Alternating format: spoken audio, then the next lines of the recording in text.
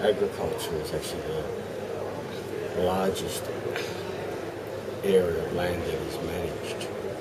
Agriculture is also responsible for a minimum of 16% of the greenhouse gases.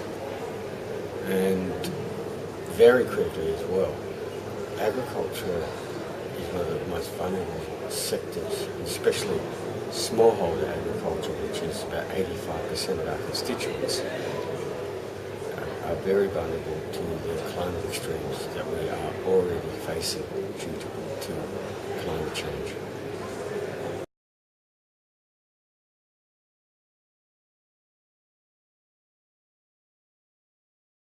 Organic farming offers a very good solution for both adaptation and mitigation, and particularly through improving the levels of soil organic matter.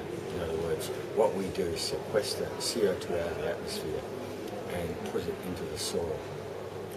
This is actually a really critical issue, for instance, for adaptation purposes, because all the science shows that by increasing soil carbon, soil organic matter, we can considerably increase the resilience of farming systems by better water capture and also by better water storage.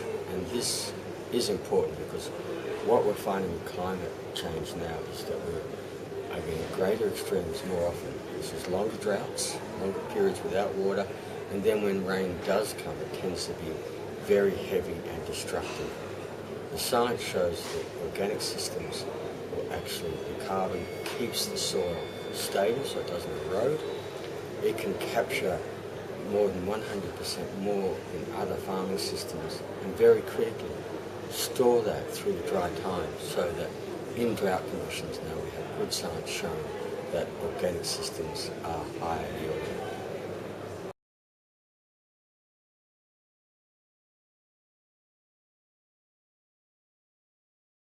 We need to see agriculture included as a sector, the same way as forestry comes under RED, and that way then we can start looking at appropriate ways of financing both adaptation and mitigation.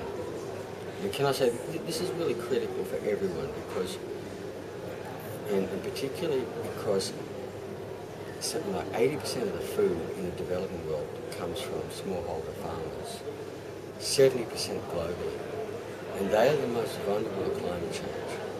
And their vulnerability actually affects global food security. It affects all of us. And we are actually find it incomprehensible that they are still debating it and still deferring agriculture instead of making it one of the critical priorities.